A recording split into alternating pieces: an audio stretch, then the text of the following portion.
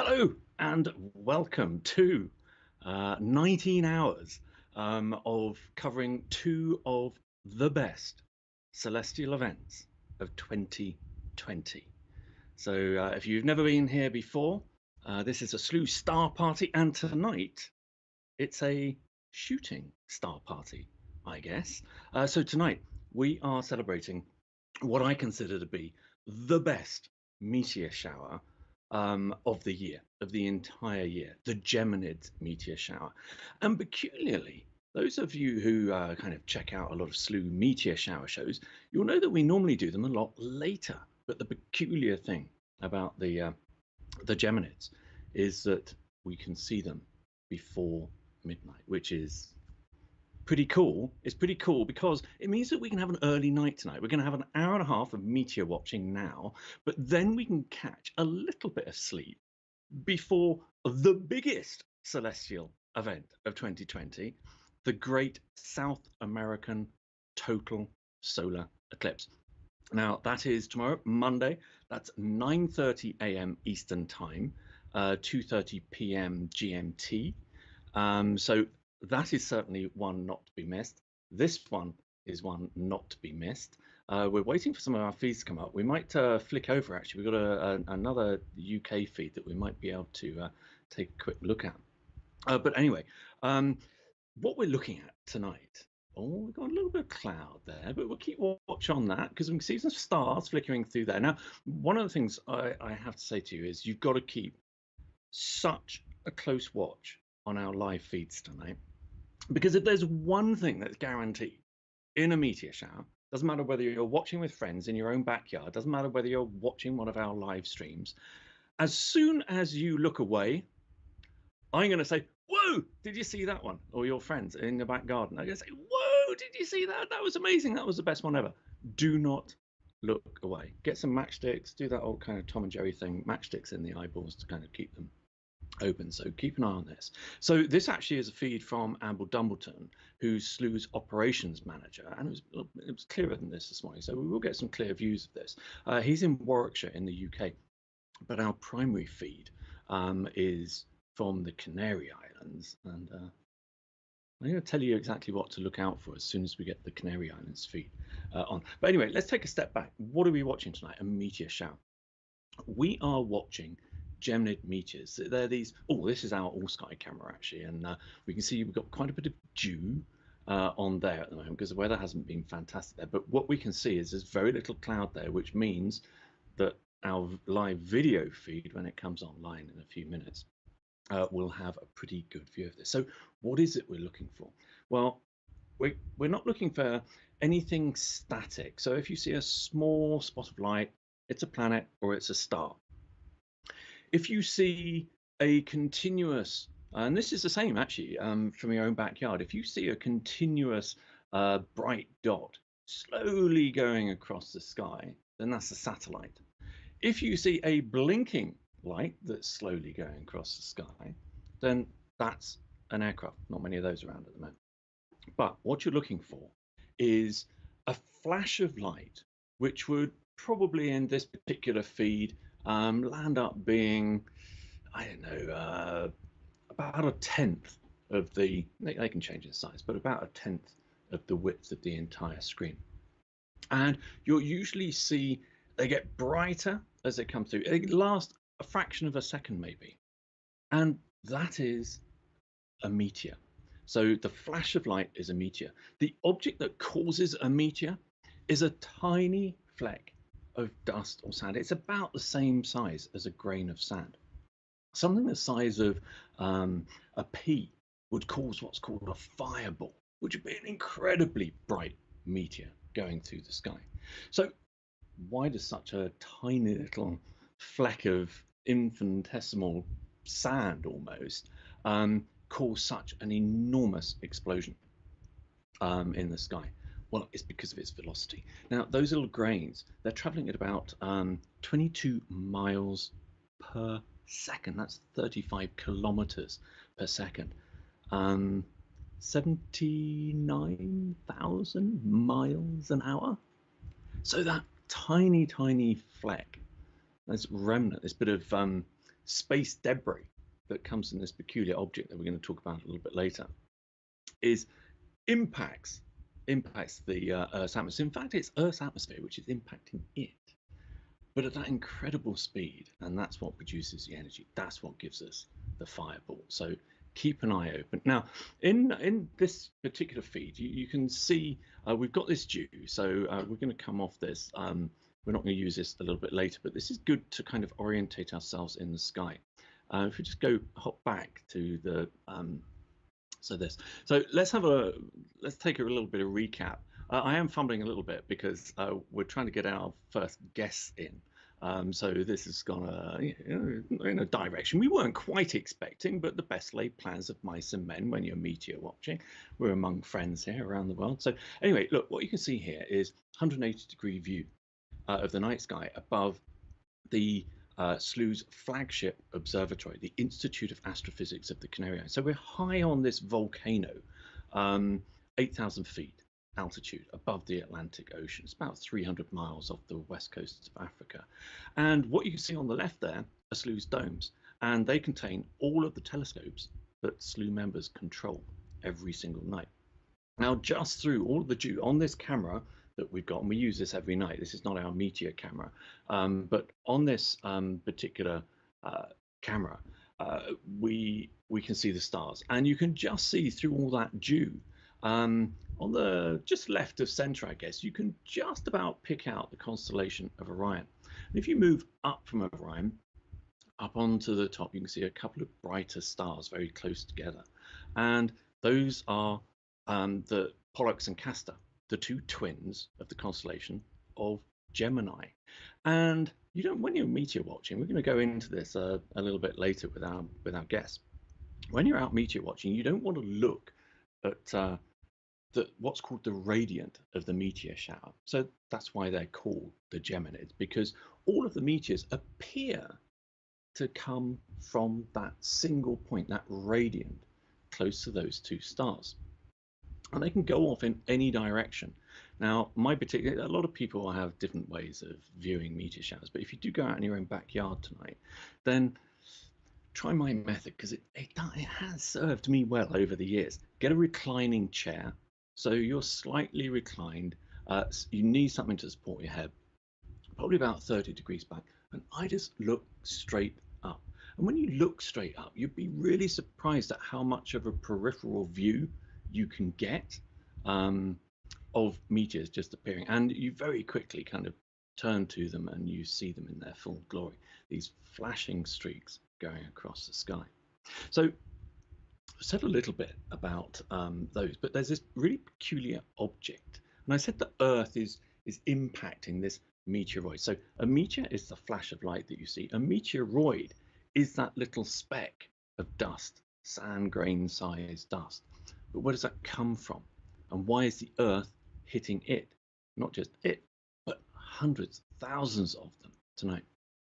Well, Earth is going through this debris stream, which is like a tunnel left in the solar system, just full of these little sand grain sized particles. Where do they come from? Well, this is a really peculiar object which causes the Geminids Meteor Shower. And why is it peculiar? Well, most meteor showers that we get throughout the year, and we cover them all here at Slooh, they come from comets. And we've seen comets, we've seen some beautiful comets here at Slooh, with huge green tails and two tails coming off, and anti-tails and huge comas and all manner of lovely things. Well, it's really easy to see with a comet when you capture it with one of Slooh's telescopes. You can see all of this dust and gas coming off the back of it.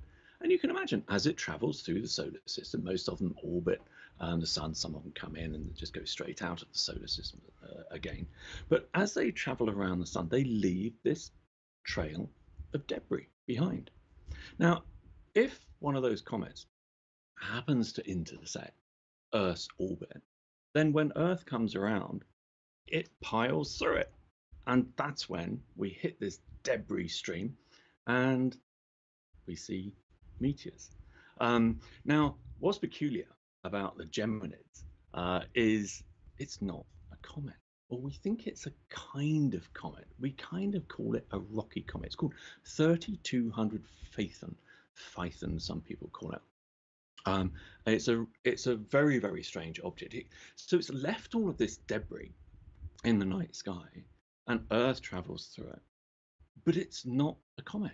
It goes very, very close to the sun. In fact, this thing goes closer to the sun than the planet Mercury, which is a fairly astounding fact in its own right.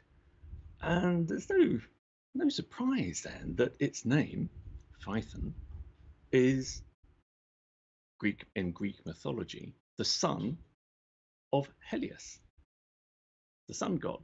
Right now, I think this is rather appropriate tonight because we've got this total solar eclipse that we're celebrating tomorrow, and we're going to be broadcasting that live tomorrow. I'm going to see if we can do a little bit of a stall at the moment, because I need to check something for the studio to make sure that we've got the right feeds coming up.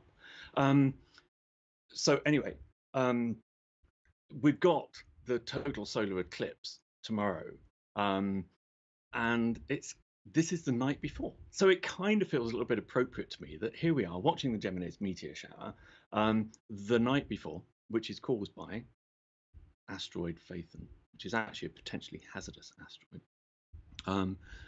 The day before, we're going to kind of see Helios, its father, get blotted out by the moon tomorrow. Now, do forgive me. I'm just going to check something, because I just want to check to make sure that I haven't received any emails from our partners. So, sorry about this, folks. All right, just let me pull something up a second.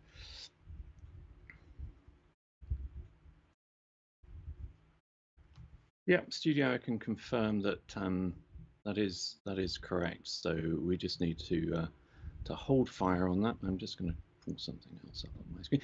Sorry, viewers around the world. We will get our act into gear any second, and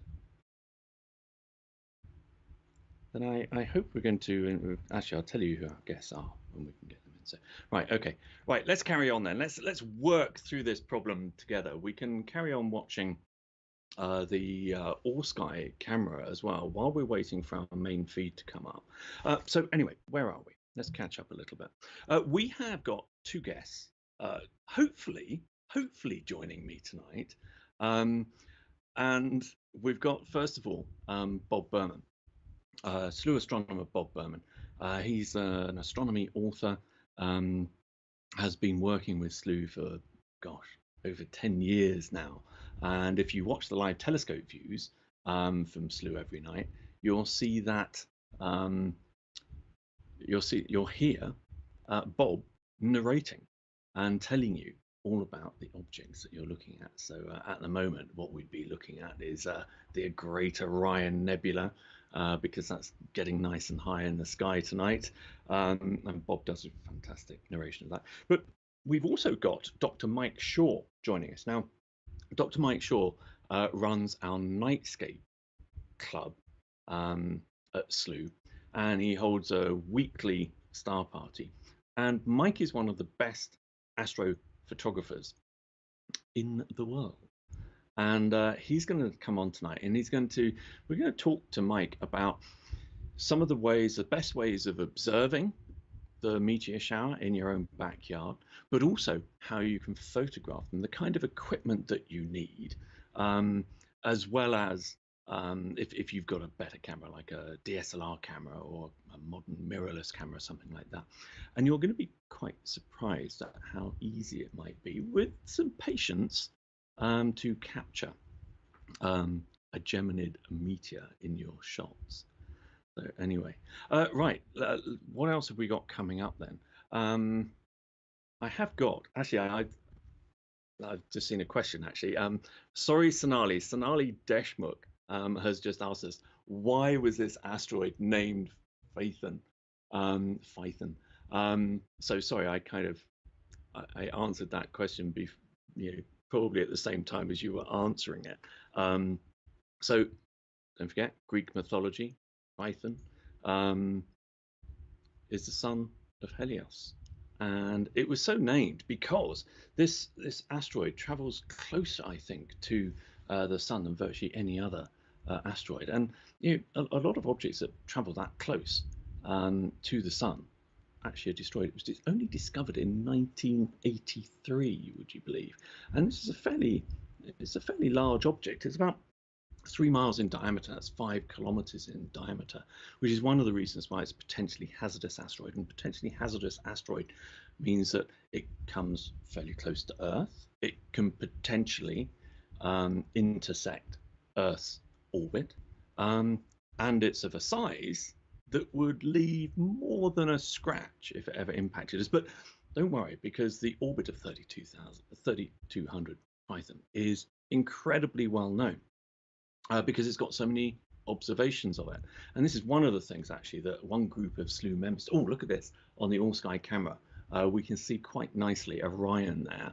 We are still waiting. Sorry if you're disappointed with this, but we are still waiting for our main feed to come online. And when we do, I think we're going to be quite pleased with them, because the folks at Skylive TV who are bringing this tonight, or going to be bringing it to us tonight, said last night's shower was very, very cool indeed. And like most meteor showers, they don't just appear over one night. You normally get a peak on a single night, and tonight is the peak. So the night of the 13th, 14th, wherever you are, that's the night, the peak night, when you're going to see more meteors, more Geminid meteors than normal.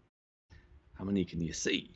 Well, I think if you read the newspapers and see the TV news, stuff like that normally comes up on the TV weather, doesn't it? Meteor reports. We hear these figures banded around that you'll see 120 meteors per hour, something like that. You won't. You will not see 120 meteors per hour. Those figures are what astronomers derive for the absolutely perfect condition. Now, remember I said to you that the radiant, where all of these meteors, and actually you can see it on this image, actually, you can see this didn't happen all at one time, but you can see all of the meteors kind of going back to a single location. I can see, let's interrupt ourselves. Bob, can you hear me? Hello. No, Bob can't hear me at the moment, studio. So we'll wait to see when Bob can actually hear us. Maybe you can give him a call. Anyway, look, you can see where all of those meteors are going to appear to be coming from the same direction, and that's back to the radiant. And the radiant, sorry, this is quite confusing. We'll get Bob on in a second. So they all appear to be coming from the radiant, but you don't want to be looking at the radiant. So under ideal circumstances, when that radiant is directly overhead or highest in the sky, you can imagine the meteors are coming from all sides.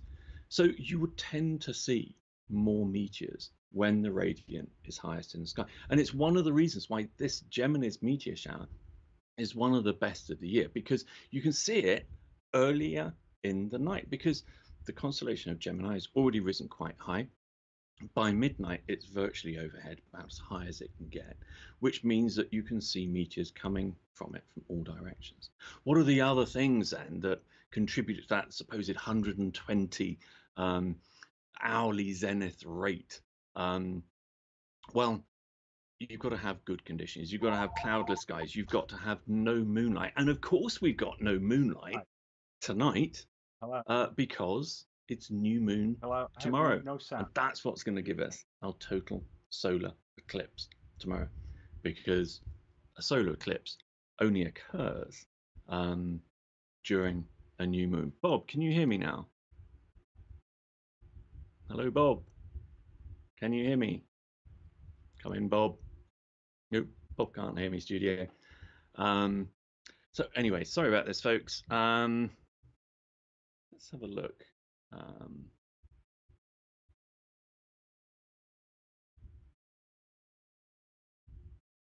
Okay, so while we're waiting for Bob to be able to hear me, you fancy some interesting facts about 3200 Phaethon? It gets closer to the sun than any other named asteroid. Now, named asteroids tend to be larger asteroids. And in fact, that's interesting. So we've already said that Phaethon was the mythological son of the Greek sun god Helios, who nearly set fire to Earth. And as it approaches the sun, temperatures soar to 1200 Fahrenheit.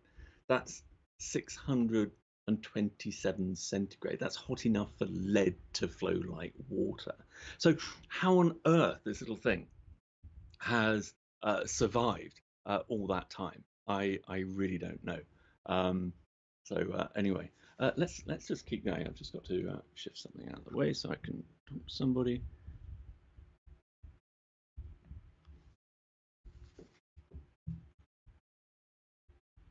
Right, do excuse us. It's not going well tonight. It's not going well tonight. We're normally a bit slicker than this, so sorry, folks. What else can I tell you about this? Maybe we can get Mike Shaw on studio, because I'm leaving me hanging. Let's talk a little bit while we're waiting for our live stream from the Canary Islands. Come on, guys, what's happening there? Can we have a quick look actually at the feed from Andrew Dumbleton, see if his clouds have cleared?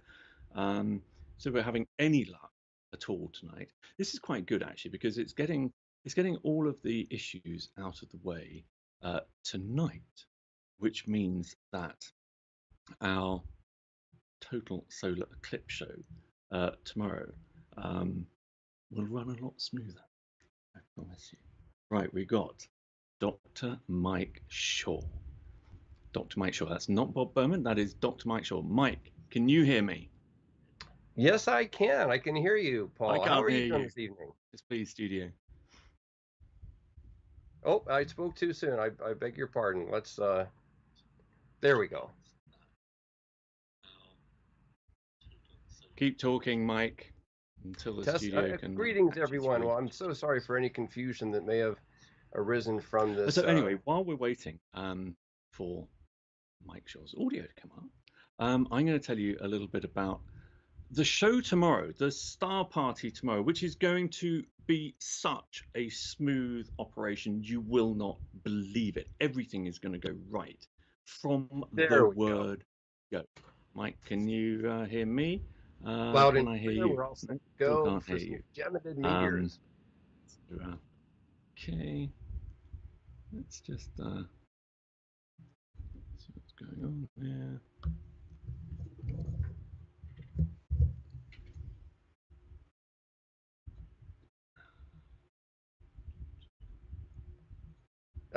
Paul, I'm right here, ready to go.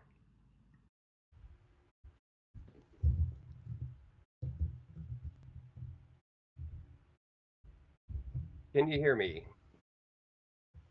Right, I'm going to have to persevere here, studio, because obviously if I can't hear anyone, I can't do much about that. Right, let's have a look. Right, I'm going to tell you about the solar eclipse show tomorrow. It starts at 9:30 a.m. Eastern time. We are going to cover the entire duration of the total solar eclipse, which is about 3¼ hours, something like that. And you really want to be there for all of it, because we've got a whole bundle of guests which will appear successfully on the show. We've got Bob Berman. Bob is probably one of the most experienced eclipse watchers in the world. He's also written several books about eclipses and the sun as well. Dr. Mike Shaw is going to join us because he's going to be telling us how we can photograph eclipses safely, and also some of his experiences as well. And then one of my favorite guests we've got on the show tomorrow is Mike. Can you hear me now? I can hear you just fine, Paul. How about yourself? No, I still can't hear Mike, I'm afraid. No. So we've got some big audio problems there at the studio. We can go back to our Anyway, so we've got tomorrow one of my favorite eclipse guests ever, Dr. Kate Russo. Now, she's an author, she's a psychologist by profession, and she's an eclipse chaser who is heartbroken basically because this is going to be the first total solar eclipse that she hasn't been able to see in person for a very long time. So she's going to be watching our show tomorrow, and we will have live feeds of that tomorrow. But what Kate's done is she studied can you hear me now? The impact, this profound emotional impact that witnessing a total solar eclipse has on people. So it's a people who have seen me on some of our eclipse shows will know that it affects me. You know, I basically fall to my knees in tears. But it's just such an absolutely profound experience. We've also Paul, got, can you hear me now? we'll have site reports because our main feeds are coming from the side of one of Chile's most active volcanoes. How about now, Mike? Try talking now. Can you hear me now, Paul? No, still can't hear you. No, still can't hear you. Right, I'm just going to check something here. Yeah. So listen, folks, do excuse us. We can carry on trying to fudge here, but let's try and sort out some of these problems, or at least eliminate what could be a couple of problems here. Right, studio, could you get try Mike again? Yes, Mike, I can hear you. Good grief, Paul, say it ain't so. Wow, it is so. Wow. What on earth is going on? I reckon it's the solar storms that we've had recently have broken basically the internet. But we're here now. That's what counts. Thank you, Mike, for joining us. Dr. Mike Shaw. I appreciate the patience. Well, no, I think we should thank our viewers if they're still here. Mike, you've photographed so many meteor showers in your time, and in fact, we've got some of your images. If the studio can maybe bring some of those up. But before we talk about photographing meteors, can we maybe give some advice to people if they want to go out in their own backyard and look at them, observe the Geminid meteor shower themselves tonight? If they've got a clear sky, what should they do? I've already said that it's a peculiar meteor shower because you can observe it quite early on in the evening. So from 10:30 onwards, even maybe a little bit earlier, maybe. What are your thoughts on that? Oh, absolutely. I mean, as you said a moment ago, the great thing about the Geminids meteor showers, I'm sure we'll talk about. Of course, we have a picture of a comet here. This is Comet Neowise, and this is a broad connection through a comet to an asteroid to a meteor shower. But in answer to your question, really, the main thing is to be outside under clear skies and to try and get as far away from city lights as you can to a dark location. But the great thing about the Geminids is because of the nature of the Geminid meteor shower itself, as I'm sure we'll be talking about, the Geminid meteors tend to be quite bright and quite long lasting as they go across the sky. So, if the radiant of the Geminid meteor shower, which like Paul just mentioned, is the apparent source of the meteor, so it would be like they're coming at you like this from the radiant. That's going to be essentially starting off in the northeast. It rises high in the sky. It passes through the point directly overhead, probably around 2 in the morning, anywhere on Earth. And, so I personally am going to have my cameras facing to the west, to the north, essentially in all different directions to capture the maximum number of meteors that I can. But the main thing for just observing the meteors is I like Paul's idea of a lawn chair, because that's always a great thing. And, just keep looking up, and I virtually guarantee if you have clear skies, if you're out for an hour or so, you'll have more than enough time to see at least 1 or 2 or maybe 3 or more Geminid meteors. Yeah, and I always think the art of meteor watching is comfort and patience.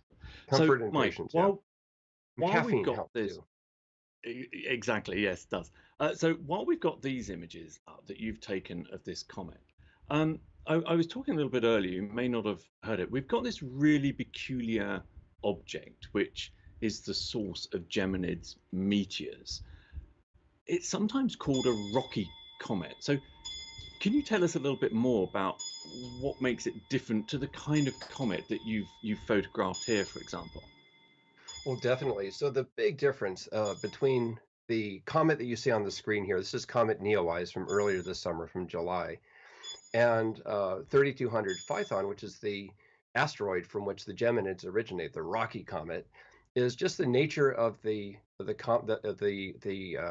source material itself. So if you're looking at the screen here, you can see this comet, and the main thing that I wanted to share with the viewers tonight is you can see this beautiful yellowish dust trail that extends vertically upwards on the screen. You can, if you look carefully, you can see a little straight line of a blue ion tail off to the left. But the main point is, if you look at that yellow dust tail, what you're looking at is really just reflection, sunlight reflecting off little tiny particles of ice, mostly, water ice, H2O, dry ice, carbon dioxide, methane. And, it appears yellow color because that's basically the yellowish color of the reflected sunlight. Now, the asteroid, which is giving us the meteor shower tonight, has a very different composition than this, there we Oh, go, and there it than the is. comet Look you at that. just saw. And if you think of a comet, I mean, here in Minnesota, we have a lot of, snow in the wintertime, and by February, March, we have these giant piles of snow accumulated in the parking lots and contain little bits of gravel. And that's what really the head of a comet is like, are these giant piles of snow um, with embedded bits of granite. But an asteroid, on the other hand, is basically a rocky object, a stony, silicate. It's got a iron nickel core, maybe some carbonaceous surface material, but it's really quite solid. And the rocky comet asteroid you see here on the screen, you can see as it moves through the skies, it also, for some reason, leaves behind a trail of these little, as Paul's saying, sand particles or pebbles. But the difference between a comet is, for a comet, the little particles are dust, but also ice particles that, when they come to the atmosphere, vaporize pretty quickly. But for the Geminids, what makes it so special is that the source material are actually stony little particles, and even metallic particles of iron and nickel. So this is why they last for such a long time, as they blaze through the atmosphere. And sometimes when you're watching a really long one, it almost, as it goes across the sky, it almost seems like it takes, a couple minutes to go across. But there's a big difference, and that's why this is such a spectacular meteor shower. And we can see so clearly here. This is actually Phaethon that we captured with the Slooh telescopes when it was making quite a close pass to Earth a few years ago. And we can see there's absolutely no cometary tail or material coming off it that we can see. But I wonder, Mike, we said this asteroid goes closer to the sun than Mercury, closer than any other named asteroid to the sun. Imagine the kind of forces, let alone the heat, which Absolutely. must be, imparted onto this space rock. No Oh, absolutely. wonder, bits of it are flaking off. I mean, and this kind of suggests that maybe this object may not last that long. And this is unlike quite a few meteor showers. This one is really not been known about for that long, astronomically That's right. speaking. It's 100 years or so.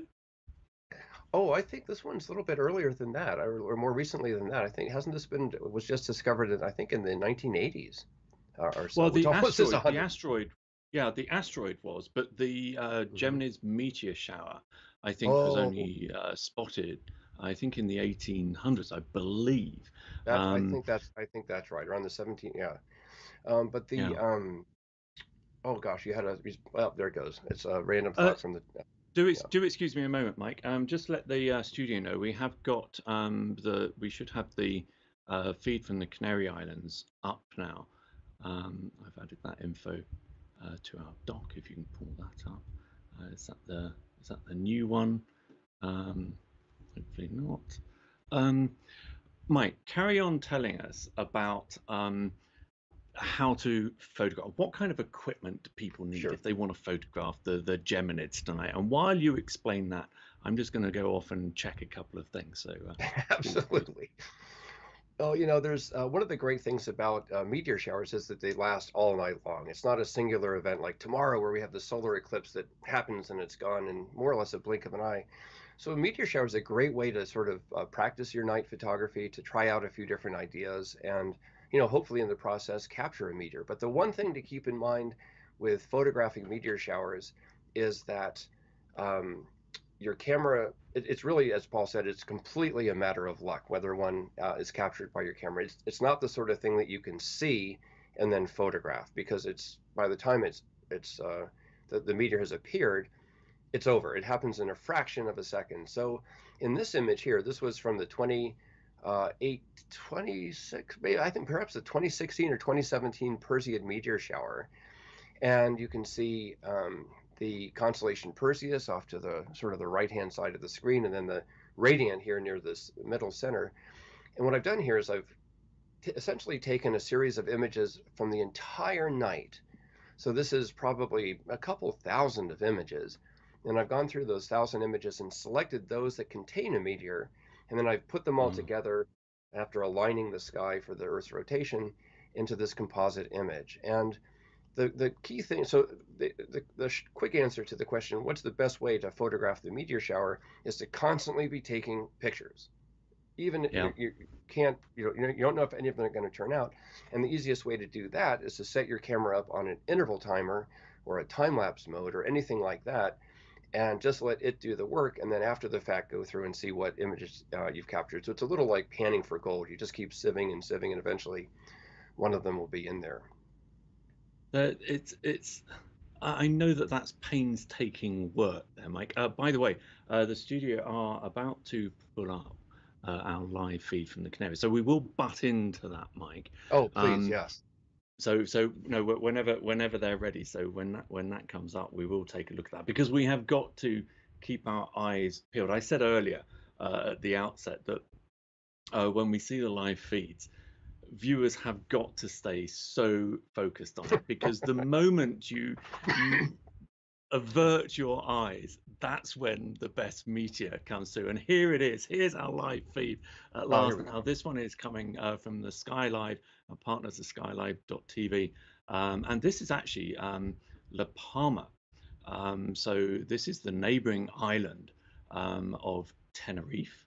So what we're seeing here is a huge swathe of the night sky. Now, what you'll notice here, Mike, you can tell us, because you know this, when you go to one of the world's best observatory sites, which is the Canary Islands, the stars don't twinkle. Why not? So this is a Well, live video feed. It's not a static image. It's a live video feed. Why aren't the stars twinkling like they do when if I go out to my own backyard? well, great question. And it is one of those things that really is striking, is how, and because of that lack of twinkling, they just appear so close. And it has everything to do with the nature of the atmosphere. And it's the air of, Earth's air that the light from the stars has to pass through. Because what is twinkling in the first place? Well, especially when stars are very close to the horizon, they have to pass through so much of the Earth's atmosphere, just like the setting or rising sun or the setting or rising moon. And as they pass through the Earth's atmosphere, the different layers of the Earth's atmosphere cause there's a beautiful shot of Orion, Oh causes yeah. the light from the stars to disperse and to separate into their different colors, basically just like a water droplet with a rainbow. And that twinkling, especially with a bright star like Sirius, which is, of course, one of the brightest star, is this, and was visible, I think, a moment ago, is magnificent. Oh, did you see Whoa! that? Okay, nailed It it. was worth waiting There for. There we you go. I go. hope someone was snapping for that one. That was a keeper. Wow, it Yeah, was. Goodness me. yeah. Sorry, That was, Mike. That is yeah. one of the problems with meteor showers when they are in full flow on one of our star parties, that you'll lose your train of thought because something like that happens. I'm going to ask you about the color of that in a second. So, Yes. but carry on. Carry on with Yeah, what you were yeah, saying. no, it was. It's just like that. There's a movie where there's a squirrel type of a distraction, and but no, the twinkling. So the reason that so the observatories are generally placed at high altitudes. 10,000 feet, let's say, Mm, 3,000 meters, 4,000 meters, something like that. And the reason for that is just to get above the Earth's atmosphere. And anytime you've been to a high altitude and a mountain, and maybe a or there's some sort of a high altitude event, you can look down and you can see how hazy everything is below you. And that's great for astronomy because you don't have to look through all that haze as you're as you're as you're doing your observing. So the that haze is what really causes the twinkling that Paul was asking about. And so what at an observatory, you don't want that. You want everything to be very still and stable as best you can. And that's why observatories tend to be at very high altitudes or even in space where there's zero twinkling yeah. because of course there's no atmosphere.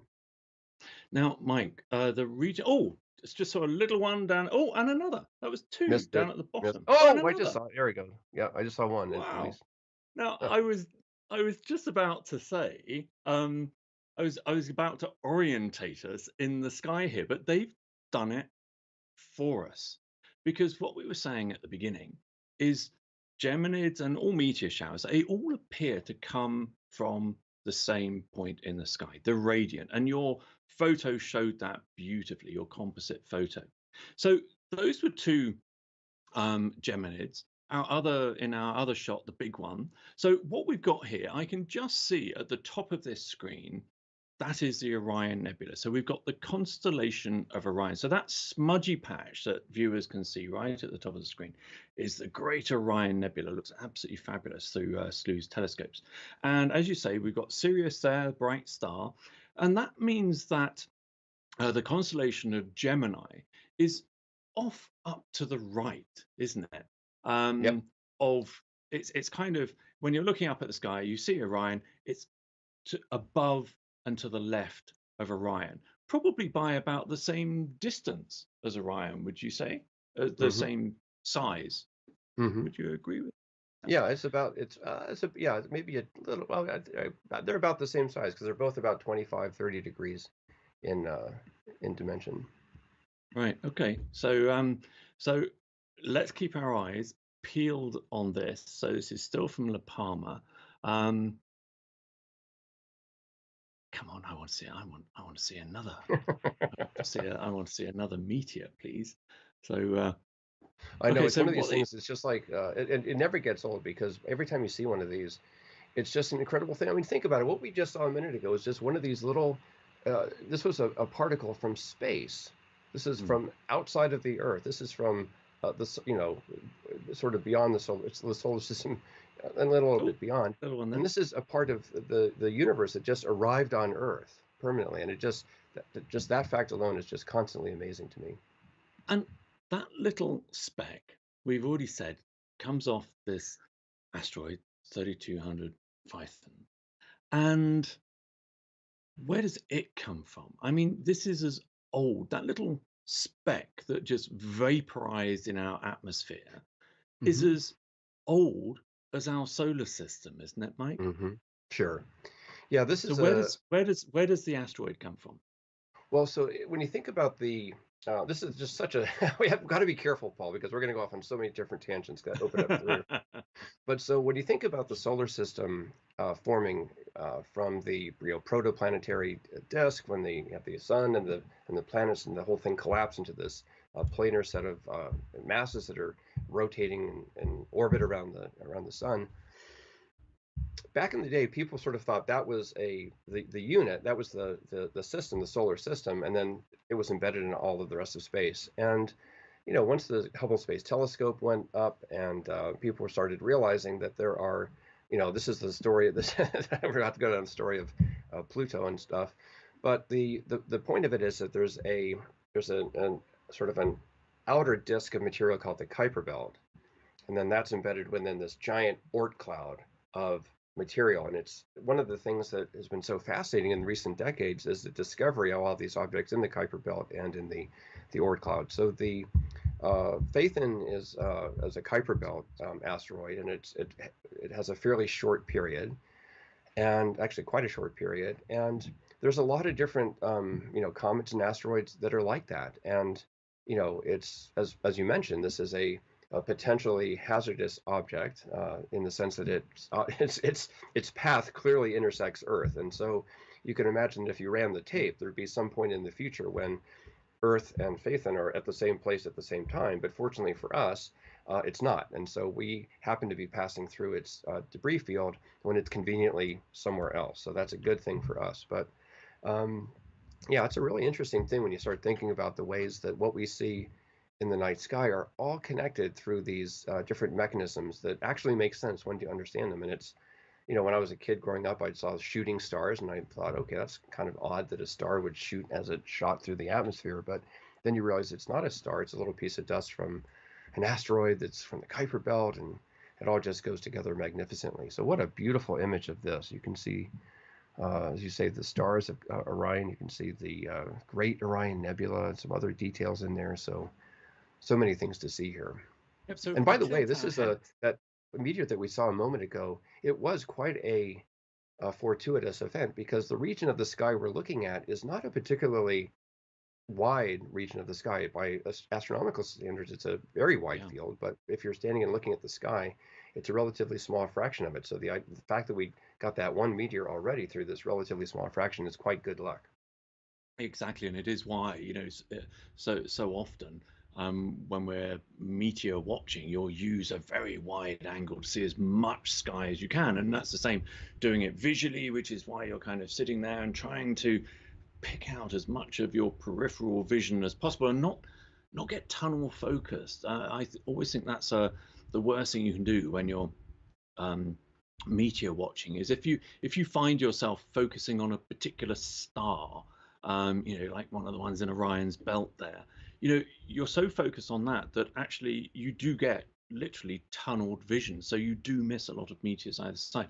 But the meteor that we saw, so this is from the island of Tenerife, so this is from the Institute of Astrophysics of the Canary Islands, which is where Slooh's flagship observatory is located, where all of our huge telescopes are. Oh, by the way, we've got a gift card out at the moment.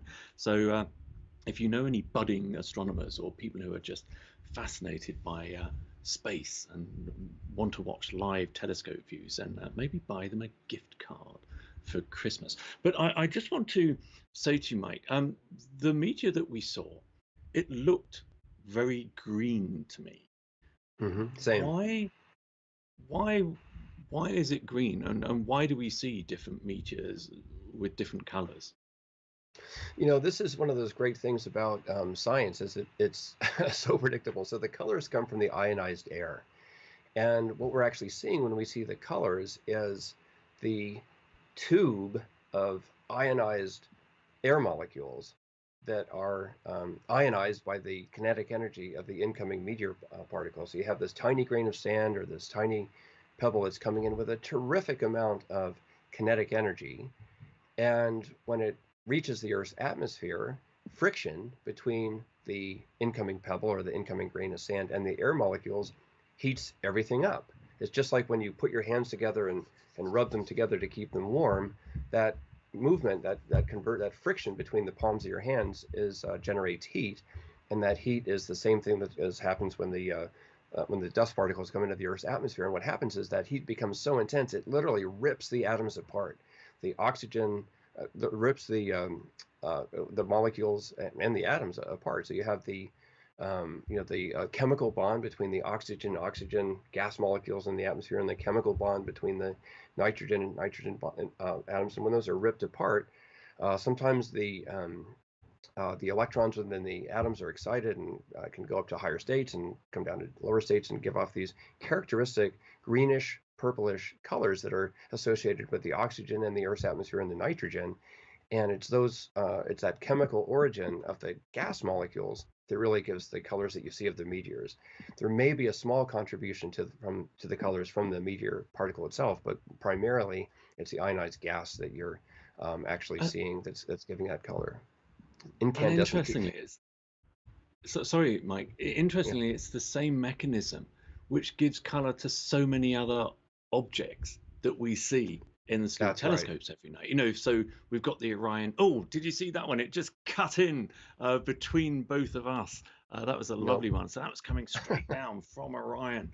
which kind of Ah, gives us that direction of where the Geminids is. But so we see the reds of emission nebula, the ones that exactly that same process, excited atoms. But we also mm, get some blues as well, don't we? We get reflection nebulae, which is hmm just reflected light off young stars. But you were talking. We were saying, talking about green there. We also see green. Oh, there's a nice one going straight across the middle of the screen. I totally That missed was that too. I've got to, Oh, you missed out. Come on. I told you, Mike. I told you. Don't look away. Just you've got to stay oh, pinned on the screen, which is I know. unfortunate for our viewers because it means we're not kind of looking in our cameras. We're looking at our The monitors. So screen. do excuse the kind of offset eye line. But we see some of these colors in comets as well, don't we? And we covered a couple of comet shows with beautiful green comet comas, the head of the comas. Is Yes. that the same process that's going on there? Exactly the same thing. And there's, well, actually, there you also have, there is a component from carbon-carbon and carbon-nitrogen bonds. So there is, and due to the nature of the CO2 and the other carbonaceous materials in the comet head. But you're right. I mean, when you look at for example, the aurora borealis, and I know that from an astronomical point of view, the aurora borealis is a terrible thing because it's a source of light and it gets in the way. And Light but pollution. Yeah. oh, Oh, okay, that's I a saw good that one. one. Definitely. And That was a that was a difficult one to definite Gemini. miss. Came straight from the constellation, just like the other one. So from the radio. Yeah, So yeah. yeah. Uh, It's I don't know, it's incredible. To me, it always seems like it's kind of a slow burn as it comes through the I don't know if I didn't Well, see a smoke trail behind that one, but I have a feeling if we look carefully, we might be able to pick that out yeah, after the fact. I didn't. And what we often see is quite a bright end, don't we? Right at the end of the trail. So it starts off slowly Sure. as it's entering, or starts off fainter as it starts to enter the atmosphere and vaporize. But then it gets brighter and brighter and brighter until the thing is totally vaporized, and that quite often happens in quite a little kind of head at the end of it.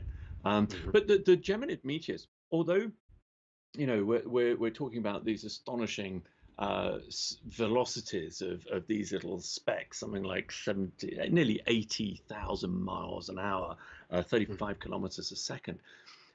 Geminid meteors, when we see them, are actually a little bit slower than some of the other meteors that we see, and we don't tend to get huge fireballs. That one that we saw earlier looked very big because we are in this zoomed in view. But the Geminids are often a lot smaller and a lot slower, aren't they, Mike? Yeah, and I think that's just I can't remember with its sometimes the Earth is coming into the meteor into the debris field, and there's a relative velocity component. I can't quite remember which way it is for the Geminids, but certainly there's some. I think the Perseids we're going straight in, so we have a head-on collision where both of us are moving at around 35,000 miles an hour or something like that. That adds up to these terrific speeds. Now, actually, that's an interesting one because when people are watching, observing the meteor shower from their own backyard, one of the problems when you do look towards the radiant, so if you were to look towards the constellation of Gemini tonight and the two bright stars that mark it, the twins, Postra and Calyx, um, Pollux and Castor, sorry, they, if you look towards there, the meteors that you see in that region are very, very short because they are entering Earth's atmosphere almost directly onto us. The Mm-hmm. further away they are, the longer the trains. And we've got a question here actually, Mike, which you can possibly answer. This is from Sonali Deshmukh as well. What is an Earth grazer? So Ooh, I've heard this expression before, this Earth grazing meteor. What's one of those, and what causes it? great question. So, hi, Sonali. A great question. Thanks for asking that. So, an Earth grazer is a meteor that goes through the very upper parts of the Earth's atmosphere and typically takes place when the radiant of the meteor shower is below the horizon or just below the horizon. So the meteors are kind of coming up and they're just kind of grazing the top of the atmosphere. And because they're at such high altitudes, they tend to have a slower rate of heating and incandescence, so they last for a very long time. And they are some of the most spectacular meteors to Yeah. see because of those facts. They can go almost across the entire sky. They take a very long time, and they happen at the beginning stages of meteor showers when the radiance below the horizon. Not so likely for tonight with the Geminids because we've been, as you Mm. know, the evening begins with the radiant above the horizon. So the Geminids is not typically characterized by a lot of Earth grazers, but certainly, for example, the Perseids in August, it's a great opportunity to see those because the radiant rises over the course of the evening. That's a great I have question. to say, I have to say the Perseids is actually one of my favorite showers, and that's because in the UK, I've got cloud tonight. I can't see the Geminids other than the live feeds here, which is thankfully giving me my Clear. my my feast of Geminids for this year. But the Perseids happen, on during the summer when it's weather's normally quite good in the UK. It's comfortable. You can go out. You can watch them. You don't get cold. Well, you still have to wrap up a bit more. But my best ever, I'm going to ask you. I need you to start thinking about your own best meteor shower experience after I tell you mine, Mike. And mine was when I was working at the Canary Islands Observatory, installing a new telescope for Slooh. And I was on my last night at the observatory working, which is always an absolutely packed night. And I had my head down. I was desperately wanting to look up and watch the meteor shower. But what kind of brought that whole night alive was people are not allowed, the general public are not allowed at the observatory, but there are some perimeter roads up there, up on the volcano. And it was just thronged with people, holiday makers and people who live on the island of Tenerife, all came up. And there were hundreds, there were probably thousands of people up there. And even though I had my head down in the dome, working hard, I knew exactly the size and the moment of a meteor because this eruption of sound, of whooping, of cheers and wow sounds, just emanated around what is normally the quietest place on Earth at night. The only thing you can normally hear is when the telescopes slew when they move from one target to another. But what about you, Mike? Have you got a meteor shower moment that kind of sticks in your mind? Oh, there was one just on the right-hand side there. That Oh, was I a quick think one. I saw that one. Yeah, Yeah. just up. So it's we all have these memories of great stories, and I'm sure some of the people watching tonight will have their own experiences yet to develop, yet to occur. But for me, it was very similar. It was back, I think, around 2010 during the Perseid meteor shower. And I backpacked into a Thousand Island Lake in the Ansel Adams Wilderness. It's up in the High Sierra in California. I spent about a week up there, just by myself. Camped, did a lot of stargazing, just enjoyed nature. Backpacking. It's just so many things to enjoy out there. And of course, I timed it. It was one of the new moon Perseid meteor shower weeks, so Right. that was very advantageous. And you know, it, when you're in the wilderness, you don't really see that many other people. I mean, occasionally someone will walk by on the trail, or you can see someone moving, but you kind of think you have this whole place to yourself until the night of the meteor shower, when it was very similar as what you just described. There was, I was just, I set my camera up to do an all-night time lapse, and I was just enjoying the evening.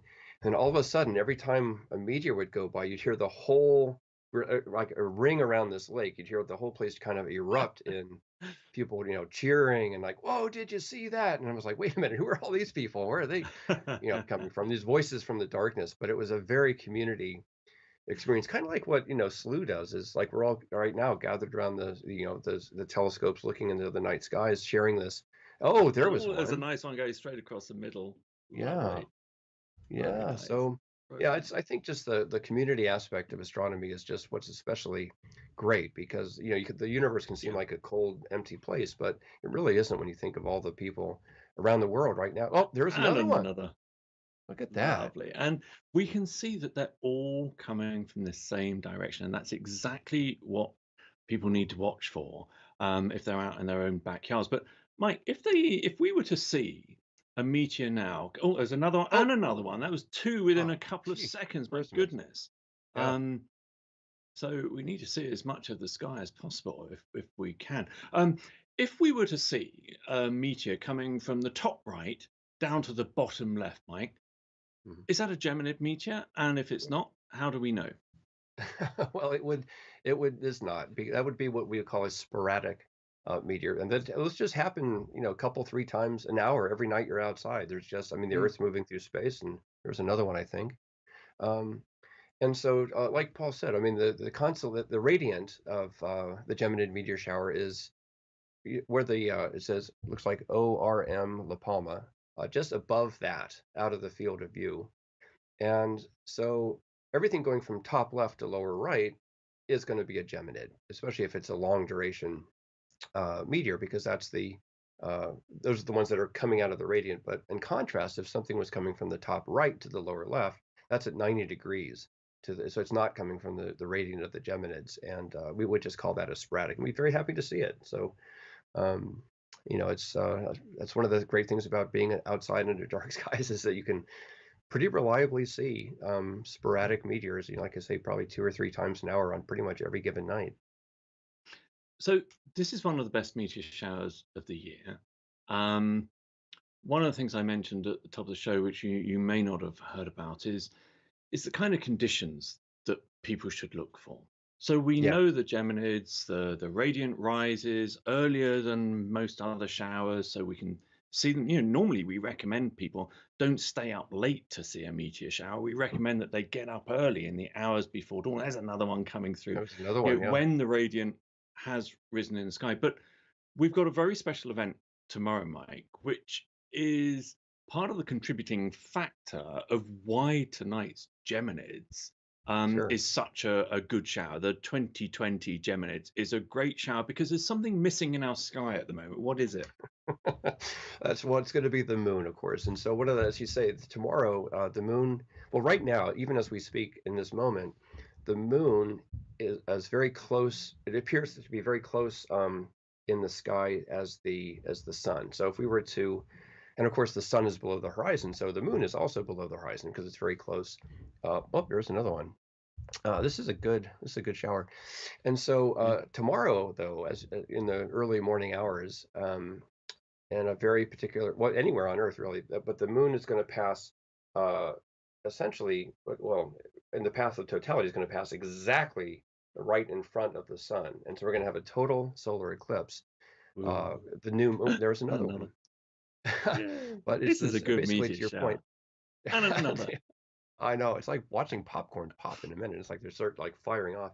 But it's basically the best conditions are like this, where every 2 or 3 years when we have a new moon, or at least the moon is below the horizon for an appreciable portion of the night, the moonlight doesn't cause the air in the Earth's atmosphere to glow. And because the air Oh, there's another one, lovely one. is not glowing, we're able to see the stars in their maximum intensity, especially the dimmer stars and the dimmer meteors for that matter. Yeah. Yeah, exactly. And this is one of the stunning things about the Canary Islands. And just a reminder, so this particular feed, we're looking at a slightly smaller area of the sky. We can see the very familiar constellation of Orion there. So we can see Orion's belt kind of going top to bottom. Just below that, you've got Orion's sword, which is actually the Orion's Nebula. We've got the Horsehead Nebula. We got the Flame Nebula, a whole stack of beautiful, Hmm. stunning nebulae that look absolutely fabulous through Slooh's telescopes. So this is the island of Tenerife. So this is a place called Izana. It's one of the oldest European, or one of the largest European astronomical observatories. Um, and there's a huge amount of competition actually between the two islands. And if you ask a lot of people where the largest optical telescope is in the world, they'll often say, "Oh, it's Hawaii," or they'll say Chile, the Atacama Desert, or something like that. But actually, the neighboring island of La Palma has the largest optical telescope in the world called the Grand Can. And where Slooh's telescopes are here in Tenerife, so this is a camera which is about a kilometre, half mile away from the Slooh domes, which are operating live at this very moment. So Slooh members are controlling those. 8,000 feet, Institute of Astrophysics of the Canary Islands. What Tenerife was known for were huge solar telescopes. So these are very special telescopes used to observe the sun. And if you have a look at the Slooh webcams and dome cams, you'll actually see these huge white towers on the horizon. And those are the solar telescopes. But of course, Slooh has our very own solar telescope, which is operates every weekday. And Mike, we've been, I don't know if you've been tracking this recently, but there's been quite a lot of solar activity over the last couple of weeks. We've seen these enormous active regions and a couple of huge solar flares, which have Yes. caused, I think, some aurora, some northern lights visible even down into mid latitudes across the USA and elsewhere, haven't we? Well, that was the hope for many of us, and you're Oh, certainly right right. about the solar activity. And in fact, I was out with my camera all set up shooting when the stuff from one of the coronal mass ejections hit the Earth. And you could actually see the uptick in the solar wind speed. But sadly, for whatever reason, it was maybe the combination of the Earth's own magnetic field, the B field, the BZ component in particular. The aurora just didn't happen this time. It was kind of a bit of a fizzle. Oh, So shame. that's the nature of aurora hunting, though. So we're going to go out the next time it happens. But you're absolutely right. And in fact, we're just beginning to enter into a new phase of sunset of solar activity over the next several Mm. years. It's actually, I've seen a couple of scientific papers published that conclude that this could be a particularly active solar cycle. So pretty excited about that from an aurora I read borealis. the same thing. It's interesting. The Yeah. last 2 weeks, and this is what makes science so fascinating most of the time. 2 weeks ago, there's a paper coming out saying, "Oh, yeah, the next solar cycle, 11-year cycle, oh, it's not going to be very good." But then a week later, a new paper comes out, which is suggesting that actually this is going to be a lot more. Oh, look at that one! Oh, did you see that Geminid I then did. just coming in I from was. the top left? Wow. I'm gonna get. There's No. another squirrel. We should call them squirrels from now on because we Yeah. are like Okay. Saw oh, that and there one. was one down in the bottom right as well. So Yep. um wow, this is we've done some and a little one that just came straight down, but if you notice they're all pointing back to that place that Mike and I have been talking about, that Yep. radiant in the constellation of Gemini. It's quite easy to spot, isn't it? The constellation of Gemini, Mike. It's you don't see much of the constellation, but the two brightest stars, Castor and Pollux, are Yeah. quite easy to spot, aren't they? They're kind of, as I say, to the left and above Orion. Just carry on following Orion over. Oh, definitely. And then I mean, it's not hard to imagine when you look at the constellation of Gemini, the twins, that there are two, figures that extend downward from there. And it's also fascinating is, I mean, that's right next to Orion, who's another person. And there's just a lot of, if you look at the constellations, at least from a Western interpretation, many of them are, people and animals. And it makes a lot of sense, I guess. But yeah, the Gemini the constellation is pretty easy to find. And the way I would recommend looking for it, of course, is to find the constellation Orion, and then you can find Sirius, which is down below that, and Canis Major. It's an enormously bright star. And you have Procyon. Which Oh, is, I there's think, another what we're one. seeing on the right-hand side, actually, That's in right. this particular view. That's Yep, you've got Sirius Sirius there. there, and then Procyon to the left. And then in fact, I think you can see Another Castor and Pollux, can't you? They're straddling the words up there. quite quite possible. I'd have to check on. I think they're further up than that, aren't they? Should Oh, be a a little little bit. one coming down. So I mean, basically, if we did do your bit of photometry, sorry, your photographic trickery, and Hmm. we aligned all of these images with all of the meteors that we're seeing, it would point directly above Oh, there's the other those one. two stars.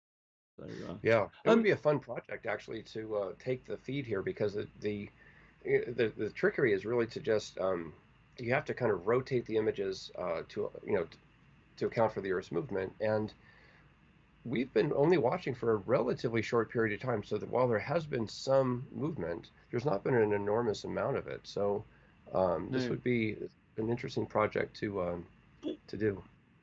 So that came down from what looked like a slightly different direction to me. So I think the one that we just saw there, that kind of came from the top of the middle of the top of the screen down. So I think that was what we call a sporadic meteor, Mm. which are you know the normal small flecks of dust and debris that the Earth moves through every night.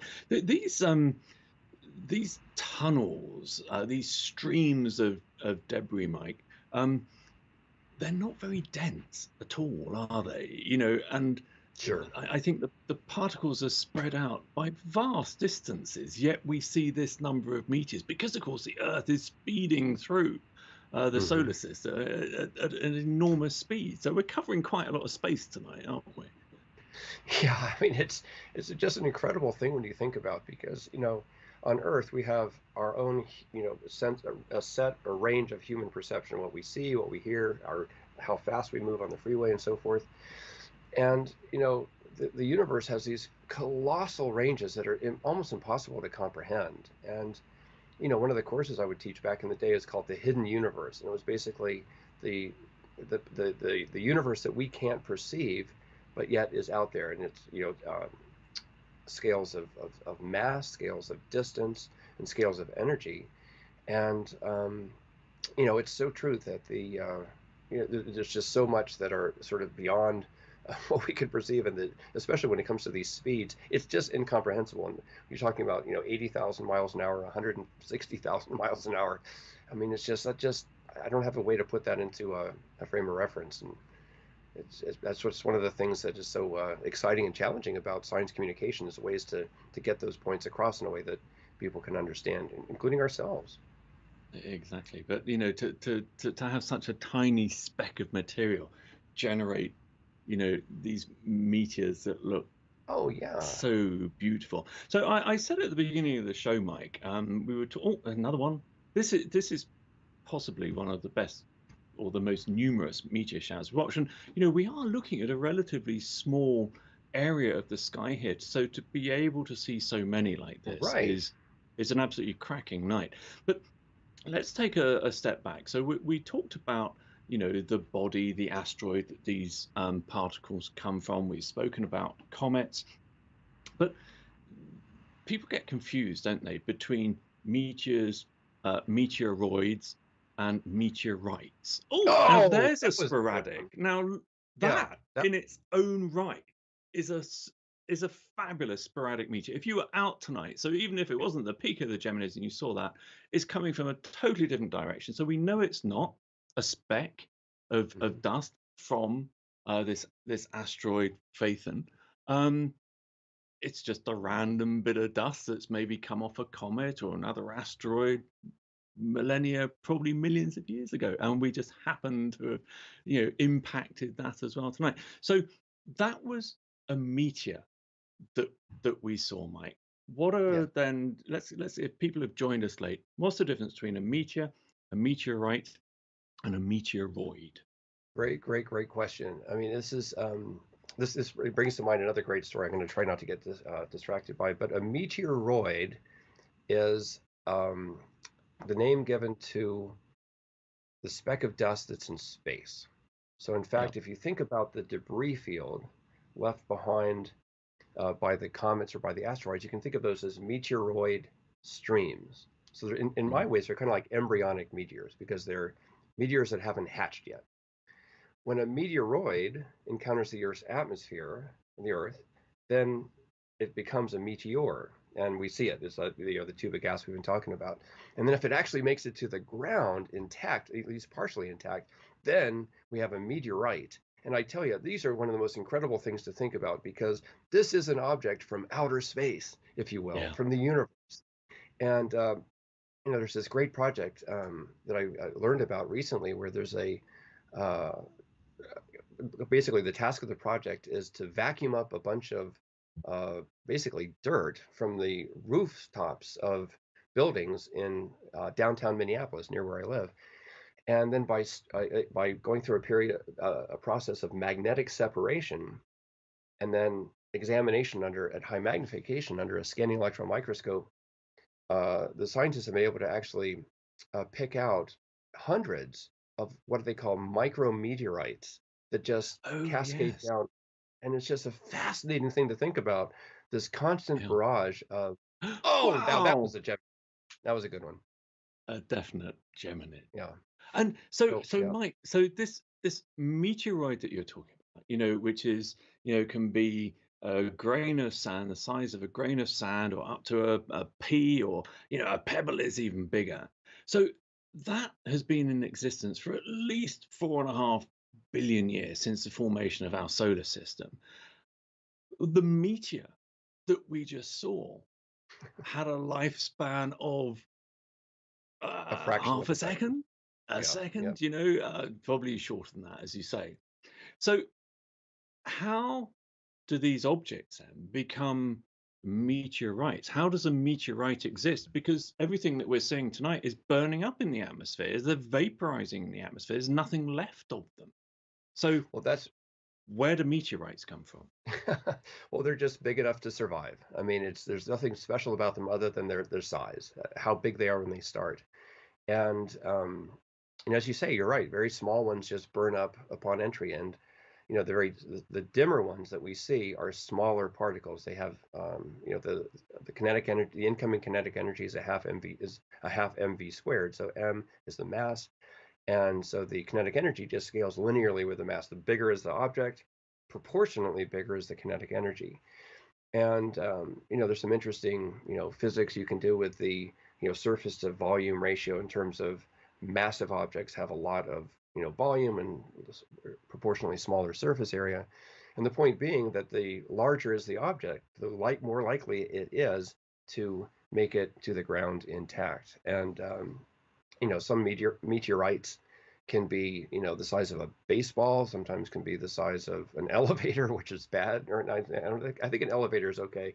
Can't remember the threshold between a large boom in the sky and end of civilization. But they come in all different sizes and flavors. And of course, one of NASA's objectives for years now has been to map out all the potentially hazardous, asteroids that are out there floating around that might cross the Earth's orbit and the Earth's position within that orbit.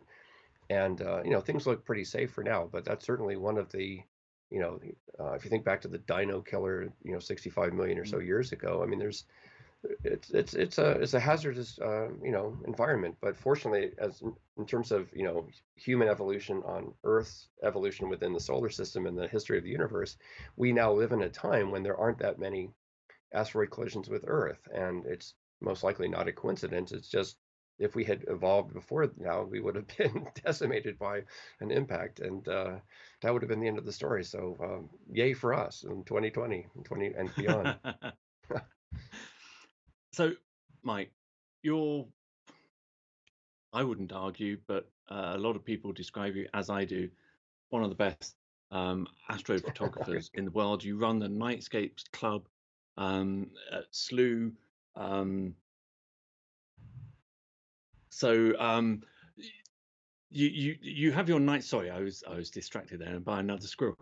You probably didn't see that squirrel, did you? Or you did? Oh, I didn't. Did I miss one? Oh no, I missed one as well, because Okay. I We should was keep a looking at a scorecard. message. Okay, there was another one. How many missed squirrels we get? But you see, There you how go. do you know if the other person's kind of saying, if I said, "Oh, did you see that one?" Then you see. Anyway, Mike, you run Oh, the did you see that Nightscapes. one? No, you're Seriously. having me on now.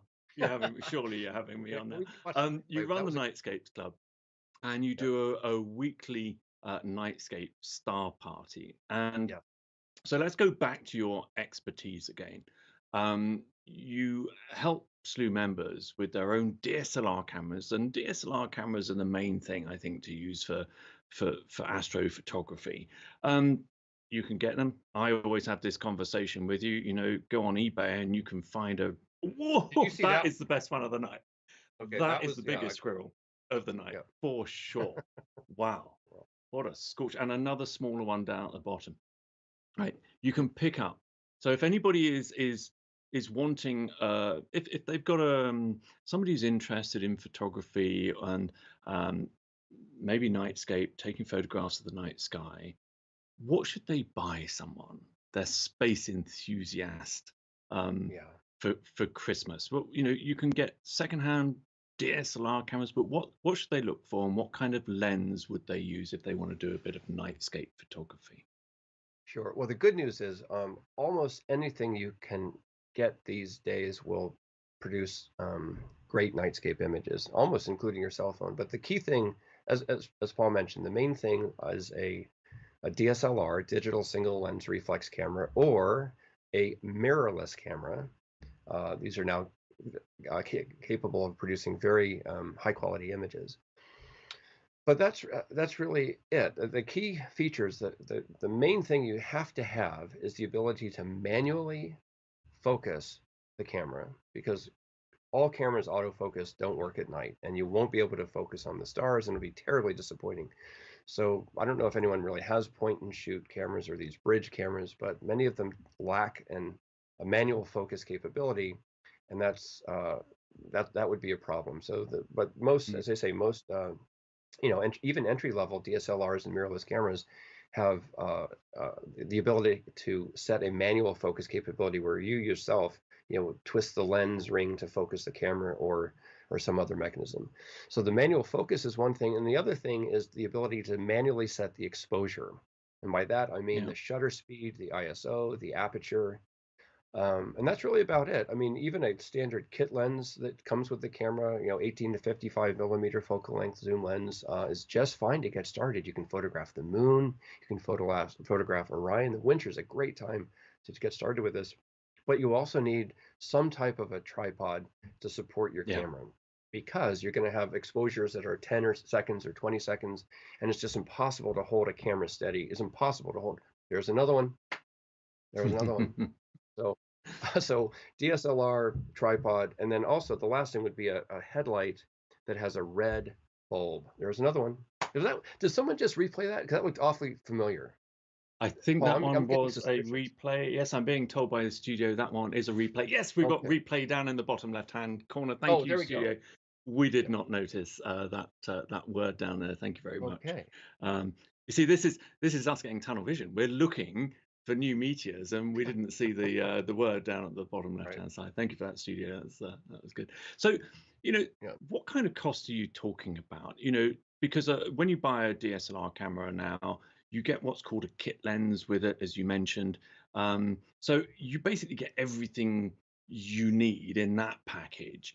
And as you say, I don't know. I doubt whether there are any DSLR cameras for sale at the moment that don't have that ability to set, manual focus and the duration. And it's good to have a good quality screen on the. Whoa! Now that wasn't a replay, was it? But why is that coming up from the other? That's a sporadic. That was very coming much up the other way. Now, if the studio can get us a replay of that, and another one coming down. Yeah, I would love to see a replay of that studio, because it looked like we had, first of all, a Geminid coming in from the left, but a sporadic meteor coming up from the bottom. Yeah, I don't think I've ever seen something like that, Mike. Have you? No, that was especially in, for those viewers watching at home as well. There was another gem. That was a good, very colorful one. Brilliant. Yeah. If you're interested, might I suggest that maybe in the weeks to come, you can Google search for meteors from space. And some of the astronauts on the International Space Station have captured a photograph of a meteor from above entering the Earth's atmosphere, and it's quite striking. Wow. But yeah, those are some spectacular. Yeah, so in terms of cost, I would say, realistically, here in the U.S., it would probably be a few hundreds of dollars, really to get started. Borrowing equipment is a great way to go, and sometimes you can rent equipment if you're going on a workshop or something like that. But don't let cost get in the way if you can. I mean, the most important thing is to just get outside and observe the cosmos and appreciate the three-dimensionality of space, and some of the science and the history behind the objects we're seeing. Why are some called stars blue? Why are some stars bigger than others and brighter than others? What's that fuzzy patch over there on the left of the screen that we're seeing that doesn't look like a star? Things like that. And it's all about asking questions and having curiosity and not just accepting things for face value. It's like, well, what's that? And why does that look like that? There must be a reason for it. And it's a journey that never ever ends. It is. And, Mike, you're such a great proponent and teacher of astrophotography. If somebody has already got a DSLR camera and they've never even thought about taking it out at night because they've never even heard of nightscape photography, take a camera, get it outside on a one lovely one just cutting in over on the right hand side, lovely Geminids Meteor. What are the basic settings they should use? They should have their lens on quite a wide field view, shouldn't? Oh, we've got a replay coming up, so we'll keep an eye on that. Oh, look at that coming across. Amazing. Beautiful. Basic settings people should try tonight if they've already got a DSLR camera. They want to point it up towards the sky, and there's the replay again. Oh, every time I see that replay, I kind of jump, I have to say. I know. So what are the basic settings they should look for? All right, so there's kind of a golden combination of ISO, aperture, and shutter speed. For the ISO, I would recommend an ISO of 3200, a shutter speed of 10 seconds or 10 to 20 seconds. And then the aperture, I would just give it the smallest f number that you have. So as wide open as you can be. So it might be an f-stop of f4.5, f3.5, f2.8, but just not f8 or f11 or f16. Those aren't favorable for night photography. So I'd go for f3.5, f4, f2.8, something like that. And it really depends on where you are. If you're in a bright city location, I think I saw that was another sporadic. If you're in a bright city location, of course, those settings I just described are going to give an image that's much too bright. So you might want to reduce the ISO, reduce the shutter speed.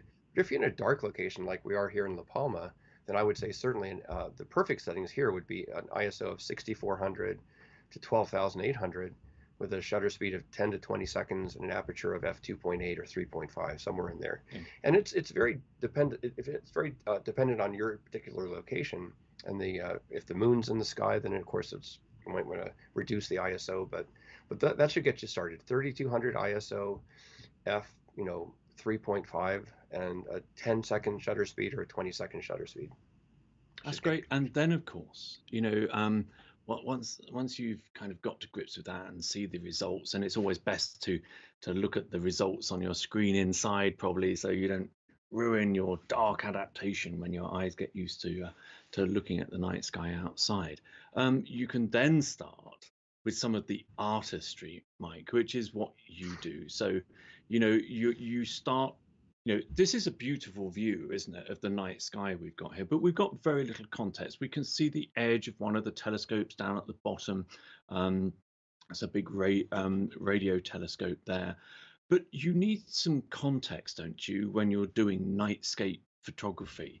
In the same way as you compose any photograph. So what would you recommend, a budding nightscape photographer do after they've got to grips with the basics? Buy this book. You. And that's by somebody totally unrelated to you, is it, Mike? Yeah, no, I've written a couple of books on this type of thing, but the key thing really is when Paul and I talk about nightscape photography, what we're really talking about is landscape photography done at night. So if you think of some really interesting foreground object, like a mountain or a city skyline perhaps, or a lake, or the observatory that you can see down here, coupled with the night sky, what's neat is that gives you kind of a terrestrial framework to appreciate what you're seeing in a sense of scale. If you could see a palm tree here, for example, you have a sense of how big a palm tree is, and you can say, okay, well, that must mean that's what I'm looking at with the night sky. And it's quite a popular it's quite a popular area. And if you want to join us in our Nightscapes Club on Slooh each Wednesday afternoon, Wednesday evening, sometimes That was another good one. We have a great community of people from all over the world who join us and contribute and participate. It's a very active group on Slooh, and we have a great time sharing our passion for astronomy and for photography and where it lies in between. So, um, Yeah. it's really just it's like anything else. It's a journey that just keeps on giving. It's practice and learning from others. And I have to say, I mean, I don't know how long the Nightscapes Club has been running at Slooh now. It's over a year, isn't it, Mike? Is it? Oh yeah, we started about a year and a half, about a Okay, year, so almost. I think coming up in 2 years in June or May. what's been wonderful to watch is um, groups of Slooh members who didn't have a camera, but they joined the club because they loved your work. They loved looking at the work of the photographs of other Slooh members. Um, but then a couple of them bought their own cameras. Some of them off eBay, for $100 here and there, and they got out in their own backyards, and they've they've learned from you over the course of the year and a half, and they are now budding astrophotographers. And what I love about the group is everybody posts their own images and is asking for advice because everybody wants to improve. And I know that you probably are still learning as well, even though you've been doing this kind of photography for, well, more years than you'd probably care to admit. Most definitely. I mean, it's very much a two-way street. I mean, just this last show, there was someone who had a device for locating. I'll protect their privacy by not mentioning their name, but Okay. it was a great device for helping guide your camera during deep sky imaging, and we've had some great discussions of depths of field and lens choice. But like you say, to me, one of the great things is just the community of people from around the world. I mean, I Mm. love traveling and I love interacting with the people from, globally. And it's just wonderful, especially this year, to have been able to make the connections with, people like you say in their own backyard. I mean, we're putting together right now our very first annual poster of nightscapes from around the world. And, the connection to Slooh is, oh, there was Woo! another great. I mean, there's just so many interesting objects in the night sky that you can see really only through telescopes like Slooh's. And if we were to go and look at the Beehive cluster, like over there on the left, and say, okay, well, that's what that looks like through the Slooh's telescope, and this is what it looks like in the sky when I view with Yeah. my unaided eye. It really helps, connect the dots between, telescope viewing of deep sky objects. Was that a Oh, replay? replay, Oh, replay. Oh, that so was it. there's right. So this That is was the it. replay of Great that job. section that we wanted. Thank you very much, Studio, Yeah. for doing this. Well So done. let's take another look at this, Mike. Let's do that.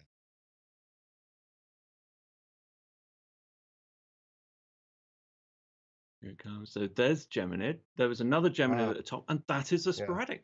That is no aberration. That is, I don't think That I've was a real ever deal. seen Yep. that. I mean, and they were large meteors as well. They were not kind of tiny little meteors, but for them to almost go in opposite directions, what a Yeah. lovely thing to see. There's one there, one at the top, and there's the sporadic Yeah, coming that's from the incredible. opposite direction.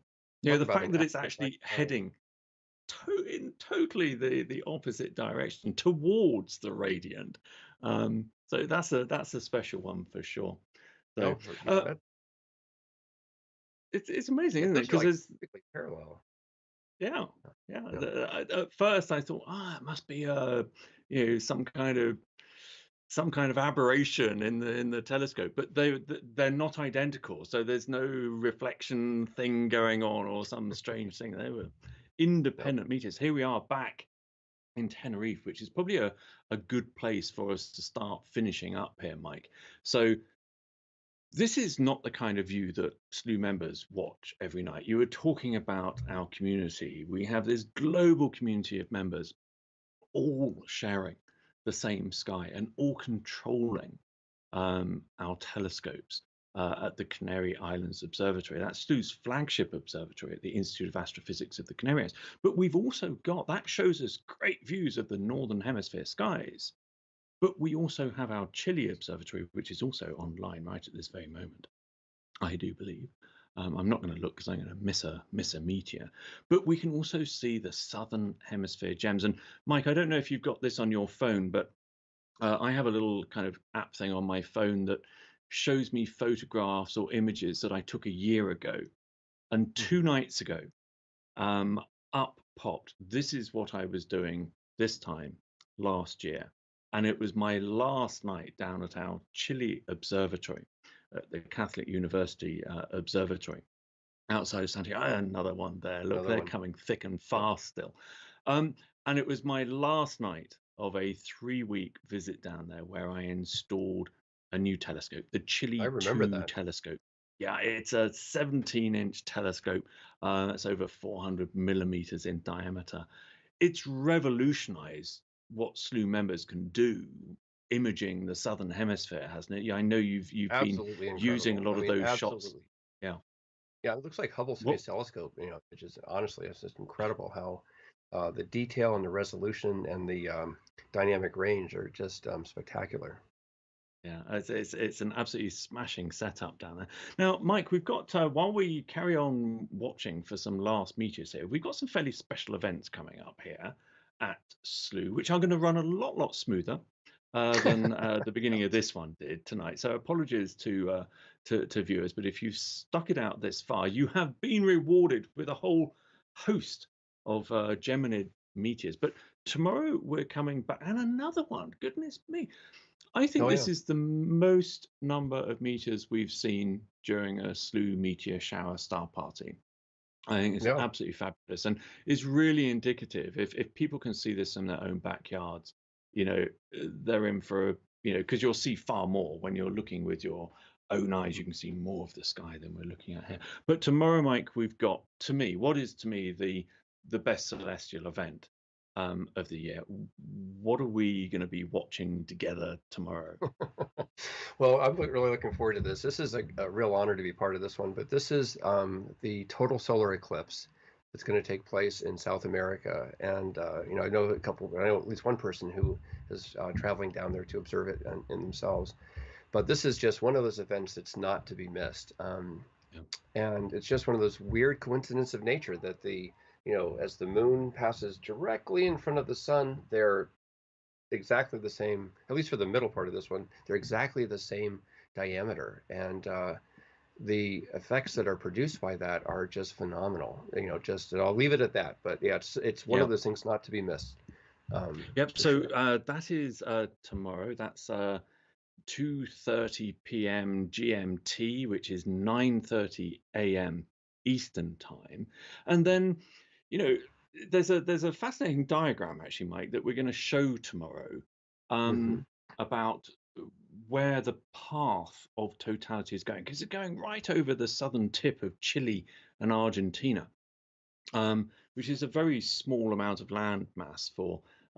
So this is where you can see the total solar eclipse from.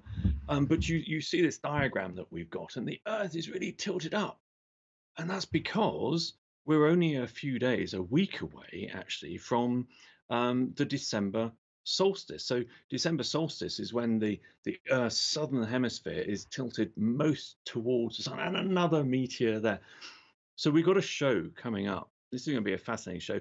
I'm hoping you're going to commit to coming to this one, to at least view it, Mike. It's the still sun celebrating the solstice, and we're celebrating the moment of solstice because a lot of people think solstice is a day, but there's actually a moment Oh, it's a of moment. Yeah. solstice when the sun is at a standstill in the sky. That one starts at 5:30 a.m. your time, or Eastern time. Are you going to be up and around for that one? I might be, yeah. I might have a couple of Okay. kids in the background, but Okay. we can give it So a what we're try. doing there, we're having a very special show for that one. We're going to have live views from the Canary Islands Slooh Solar Telescope. So hopefully we'll see loads of that solar Oh, that'd activity be that's great. been visible at the moment. But we're going to end that one off as well with a special yoga session with Caroline Kinsolving, who's an actress, Shakespearean actress and yogi. And she's going to take us through a lovely little relaxing yoga session at the end of that That's star party, which fantastic. Okay, is going to be yes, really I'll quite be there cool. for that. Okay, so I'm in. I'm in. okay, so I suspect I might get into a position that I might not be able to extricate myself from, which is going to be really important because you're then joining us for a show later on that day, which is at 2 p.m. Eastern, that's 7 p.m. GMT, and it's the Great Conjunction. Now, I am really looking forward to this. It's historic. It's the closest, we'll tell people in a minute what a great conjunction is, but it's the closest one since think 1623. They only happen every 20 years. So Slooh's been going for 17 years. We've never seen a great conjunction. That's Mike, fantastic. tell us what a great conjunction is, because I know that you've been photographing this already. And in fact, the Slooh telescopes have been photographing it every night.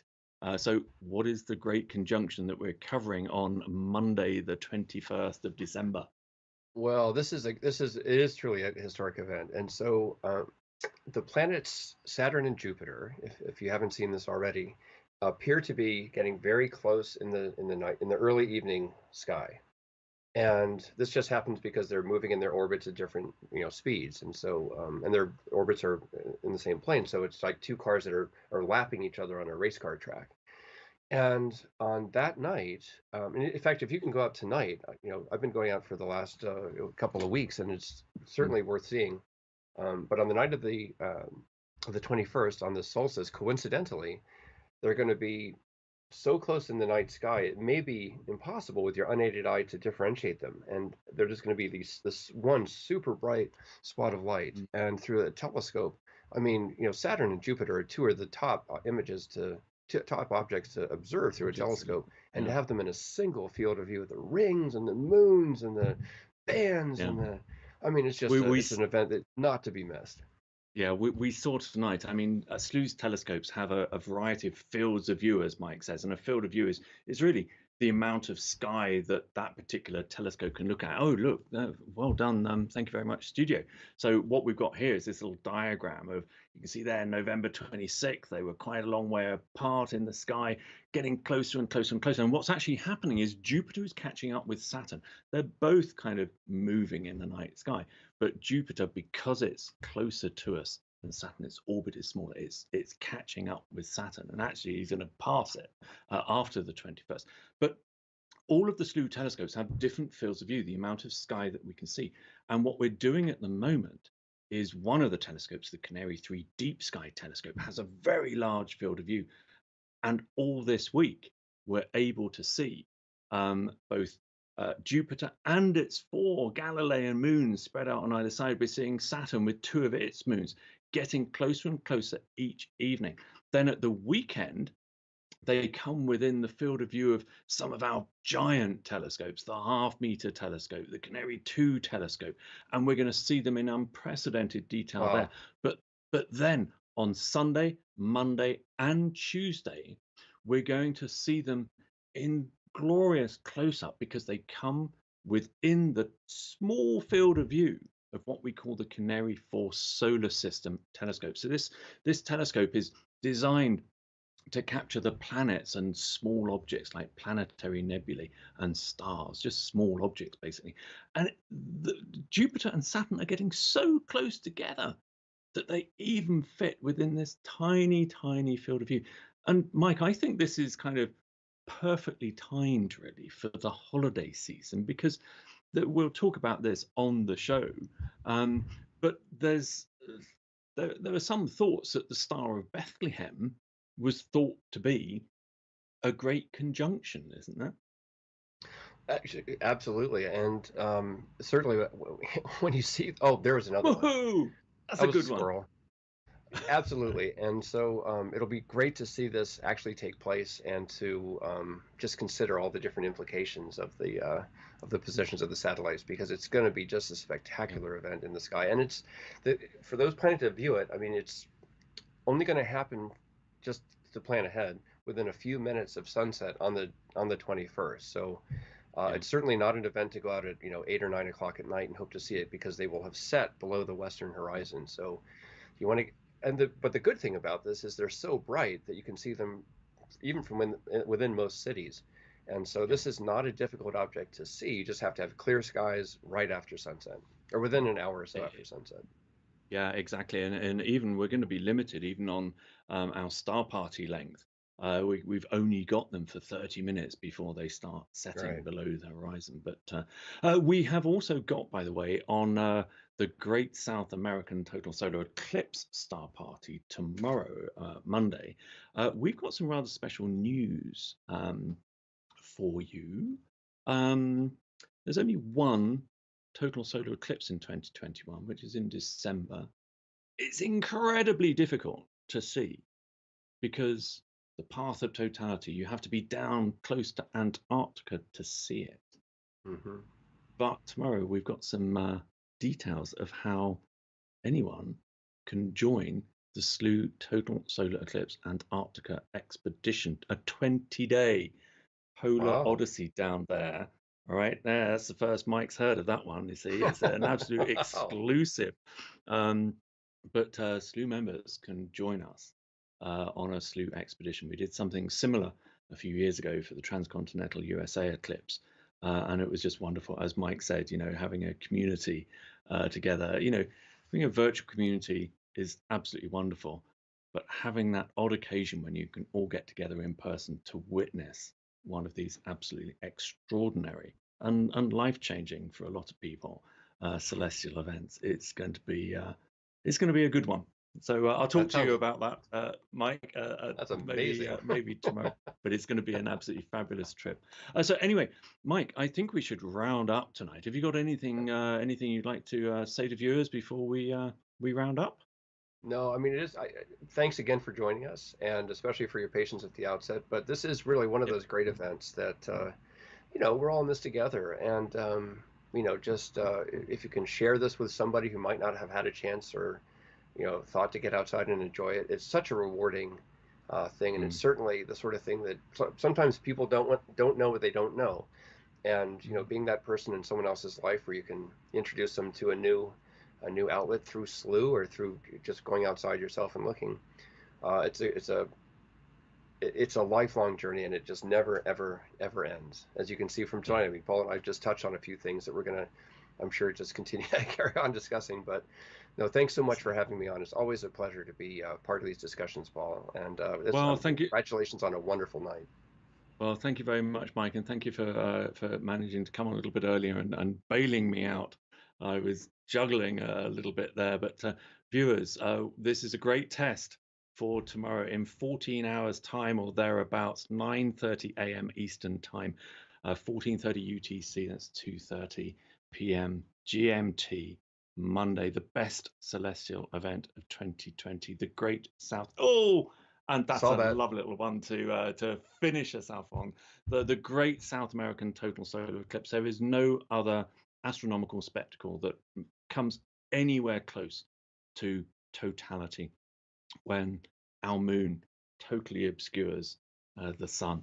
Now, I've got one last little thing to say to you all. If you have enjoyed this, or you know somebody else who would enjoy this, then don't forget you can join Slooh, but you can also hop over to Amazon and you can buy a gift card membership to Slooh, and that allows your loved one to control Slooh's mighty telescopes. And we don't do many shows, many public shows, where we show the live views from Slooh's telescopes, but you see things like Omega Centauri, that lovely globular cluster, the Tarantula Nebula in the Chile telescopes, or the Orion Nebula in the Canary Islands telescopes. I mean, they still, after 17 years, the live views of those objects make my jaw drop. So if you have got somebody out there who's either just a budding enthusiast, just loves the awe and wonder of looking up at the night sky,